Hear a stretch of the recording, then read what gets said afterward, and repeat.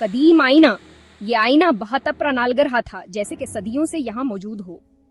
जियान ने आईने में झांका और उसका दिल धक से रह गया, लेकिन जियान का अक्स गायब था। इसने आईने में 2 बार दिखा, लेकिन उसका अक्स कहे नहीं। इसने अपने आप को छवा के कहे वो ख्वाबतून है देख रहा, लेकिन यह सब हकीकत था।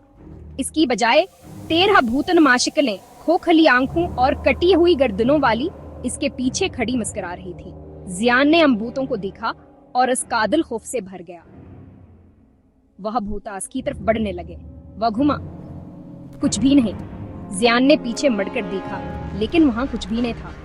इसने सोचा कि शायद यह सबास के दिमाग का खेल है। दरवाजा जोर से बंद हो गया।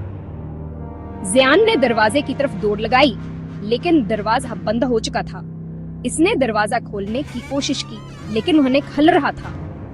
खड़खड़ाहट की आवाजें फजा में गूंजी, जैसे कोई खंजर फर्श पर घसीट रहा हो। जियान ने इस आवाज को सुना और इसका दिल खौफ से भर गया। उसने सोचा कि ये सब क्या हो रहा है। सरगोशियां गूंजे, अब तुम भी हम में से एक हो। जियान ने इन सरगोशियों को सुना और इसका दिल खौफ से भर गया। उसने सोचा कि यह सब क्या हो रहा है और वह कैसे यहाँ से निकलेगा। एक करके लाइट सबज गई। जियान ने अपने आप को अंधेरे में पाया। उसने अपने हाथों से रास्ते तलाश करने की कोशिश की, लेकिन कुछ भी नजर नहीं आ रहा था। अंधेरे में ठंडे हाथों ने जियान को पकड़ लिया, उसे जमीन दोज कर दिया।